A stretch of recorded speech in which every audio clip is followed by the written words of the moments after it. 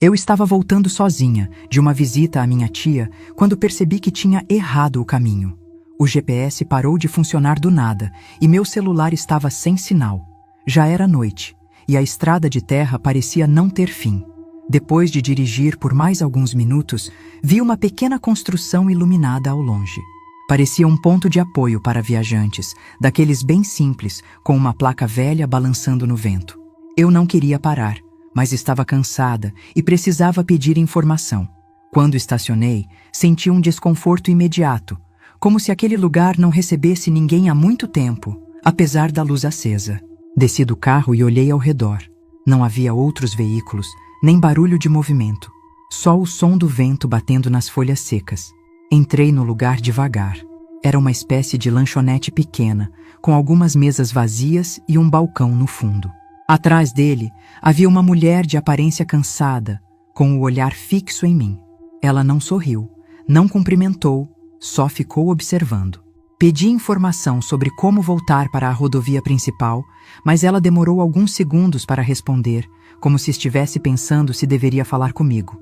Depois, apontou para uma porta lateral e disse que eu poderia encontrar alguém lá fora que sabia explicar melhor. Aquilo me pareceu estranho, mas eu estava perdida e resolvi confiar. Saí pela porta lateral e encontrei um corredor estreito que levava para os fundos do lugar. A iluminação era fraca, quase inexistente. Dei alguns passos e senti um arrepio subir pela espinha. Foi quando ouvi um barulho atrás de mim, como se alguém tivesse fechado a porta com força. Virei rapidamente, mas já estava trancada. Meu coração começou a bater forte. Continuei andando, tentando encontrar outra saída, quando percebi que havia alguém parado no fim do corredor. Era um homem alto, parado completamente imóvel, segurando algo nas mãos. Não dava para ver direito o que era, mas o jeito como ele estava ali, me esperando, fez meu corpo travar por um segundo. Quando ele começou a andar na minha direção, meu instinto falou mais alto. Eu corri.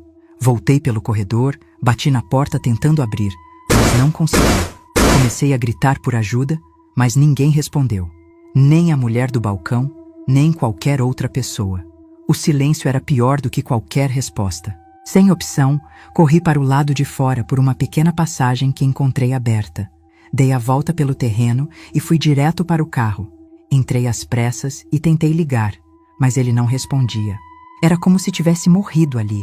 Olhei pelo retrovisor e vi o homem saindo lentamente pela lateral do prédio, vindo na minha direção. Não esperei mais. Saí do carro e corri pela estrada escura, sem saber para onde estava indo. Meu único objetivo era me afastar daquele lugar. Depois de alguns minutos correndo, encontrei uma cerca e me escondi atrás de alguns arbustos. Tentei controlar a respiração, mas o medo fazia meu corpo tremer inteiro. Ouvi passos passando perto, bem perto. Ele estava me procurando. Fiquei completamente imóvel, com medo até de respirar.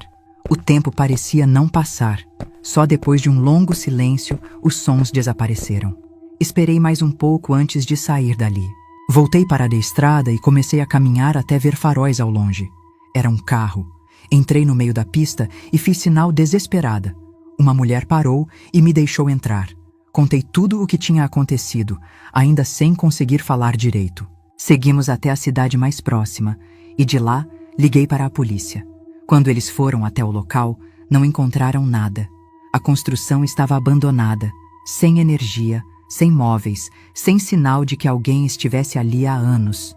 Meu carro foi encontrado no mesmo lugar, funcionando normalmente, como se nunca tivesse apresentado problema algum. Disseram que eu devia ter me confundido por causa do cansaço, mas eu sei o que vivi naquela noite. Até hoje, nunca mais passei por aquela estrada. E sempre que vejo uma luz isolada no meio do nada, eu continuo dirigindo, sem parar, não importa o quanto eu precise. Eu devia ter entendido que tinha alguma coisa errada no momento em que a mulher apareceu no meio da neblina. Era quase 3 da manhã, e eu estava voltando de um aniversário com a minha amiga Bruna por uma estrada no interior do Paraná. A festa tinha sido em uma chácara afastada, e o caminho de volta era longo, cercado só por mata fechada e alguns sítios abandonados. A chuva tinha parado fazia pouco tempo, mas a pista ainda brilhava molhada sob os faróis do carro. Bruna estava inquieta desde que saímos da festa.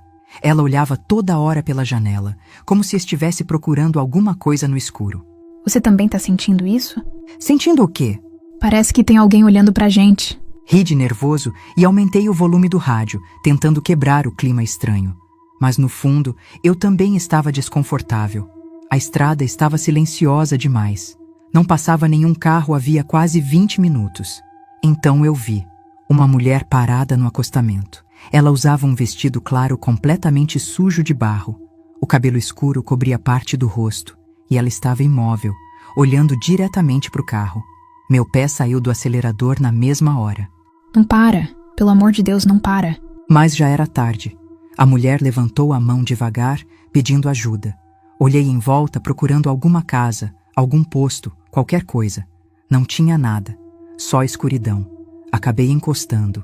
A mulher abriu a porta traseira e entrou sem dizer uma palavra. O cheiro de terra molhada invadiu o carro na hora. Pelo retrovisor, consegui ver o rosto dela melhor. Parecia jovem, pálida demais. E os olhos estavam vermelhos, como se ela tivesse passado horas chorando. Obrigada por parar. Ela disse com a voz baixa. Bruna ficou completamente calada. Perguntei se ela morava por perto. A mulher olhou pela janela antes de responder. Eu morava. Um arrepio percorreu meu corpo inteiro. Tentei ignorar e continuei dirigindo. Só que depois daquilo, o carro começou a ficar estranho. O rádio chiava sozinho. O vidro começou a embaçar por dentro, mesmo com o ar ligado. Então a mulher perguntou. Vocês sabem o que aconteceu nessa estrada ano passado? Uma garota desapareceu voltando de uma festa. Procuraram por dias, mas só encontraram o carro dela perto da mata. Meu coração disparou. Eu lembrava daquela história. Saiu até na televisão. Diziam que a garota tinha sumido sem deixar rastro. Foi aí que Bruna segurou meu braço tão forte que chegou a doer. Ana, olha o retrovisor. Olhei. O banco de trás estava vazio. Na mesma hora, o carro apagou. Tudo ficou escuro. Eu tentava ligar o carro de novo, enquanto Bruna começava a chorar do meu lado.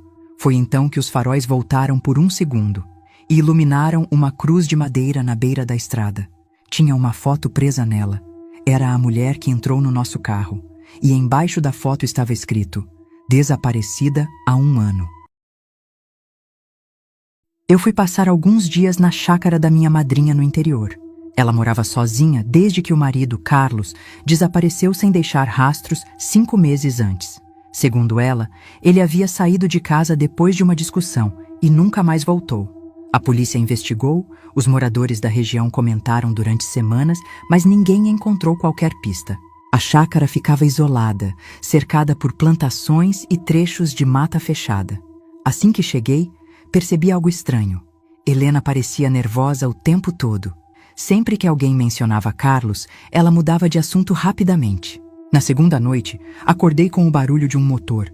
Olhei pela janela e vi minha madrinha conduzindo um pequeno trator em direção a um terreno vazio atrás do galpão. Era quase 2 da manhã. Na manhã seguinte, perguntei o que ela fazia acordada naquele horário. Helena respondeu que estava tentando espantar javalis que vinham destruindo a horta. A explicação não me convenceu. Mais tarde, enquanto ela saiu para a cidade, resolvi explorar o galpão. No fundo do lugar, escondida atrás de sacos de ração, encontrei uma motocicleta coberta de poeira. Reconheci na hora. Era a moto de Carlos. Meu coração disparou. Helena sempre dizia que ele tinha ido embora pilotando aquele veículo. Quando me aproximei, percebi algo ainda pior. Presa ao guidão estava uma pulseira de couro que Carlos usava todos os dias.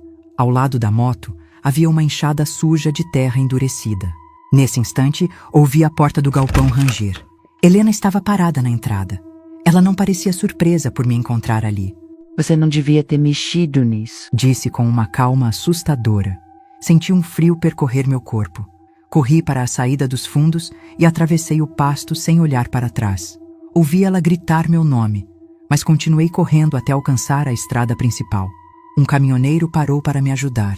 Liguei para a polícia e voltei com os agentes ainda naquela noite. Depois de horas procurando, eles encontraram o corpo de Carlos enterrado no terreno que Helena visitava de madrugada com o trator. Ela tentou fugir pela mata, mas foi localizada na manhã seguinte, escondida perto de um córrego. Até hoje, Quando lembro da tranquilidade com que ela me encarou dentro daquele galpão, sinto mais medo do que no momento em que precisei correr pela escuridão. Eu estava dirigindo pela BR-163, no Mato Grosso do Sul, quando tudo aconteceu. Já passava da meia-noite. Eu e minha prima Camila voltávamos de uma festa de aniversário em uma chácara afastada. A estrada estava praticamente vazia e a única companhia era o som do rádio baixo e o barulho dos pneus no asfalto. Foi Camila quem viu primeiro. Tem alguém ali? À frente, perto de um ponto de ônibus abandonado, uma mulher fazia sinal com os braços. Ela parecia desesperada. Pensei em seguir viagem. Algo não parecia certo, mas quando nos aproximamos, percebi que ela estava sozinha e carregava apenas uma bolsa pequena. Acabei parando. Ela entrou agradecendo várias vezes e disse que precisava chegar até uma cidade próxima, porque o carro dela havia quebrado. Nos primeiros minutos, tudo pareceu normal, até que ela começou a fazer perguntas estranhas. Queria saber para onde estávamos indo, se alguém sabia da nossa rota e se costumávamos viajar por aquela estrada. As perguntas me deixaram desconfortável. Então ela retirou da bolsa uma pasta cheia de folhas amassadas. Achei que fossem documentos. Não eram. Eram fotografias de pessoas desaparecidas. Homens, mulheres, adolescentes. Algumas fotos tinham datas circuladas em vermelho e anotações escritas à mão. Eu acompanho casos assim. Gosto de estudar padrões. Camila ficou imóvel. Eu continuei dirigindo, mas minhas mãos começaram a suar. Foi quando a mulher apontou para uma das fotos. Meu estômago afundou. A imagem mostrava um rapaz desaparecido meses antes. Eu lembrava daquela notícia porque o caso aconteceu na região. O curioso é que quase todos sumiram em estradas como esta. Ninguém respondeu. Segundos depois, ela pediu para eu encostar o carro. Inventou que estava passando mal. Assim que parei, ela desceu. Mas não foi embora. Ficou parada ao lado da estrada, observando o veículo.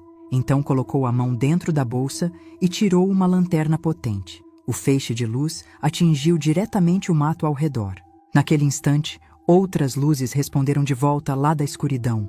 1, 2, 3, talvez mais. Pessoas escondidas entre as árvores. Meu sangue gelou. Não esperei para entender o que estava acontecendo. Pisei fundo no acelerador. Olhei pelo retrovisor apenas uma vez. A mulher continuava imóvel, sorrindo, e as figuras saíam lentamente da mata em direção ao asfalto. Nunca descobri quem eram, mas, desde aquela noite, eu jamais paro para ninguém em estradas vazias, porque às vezes o maior perigo não está perdido na estrada. Está esperando que você pare.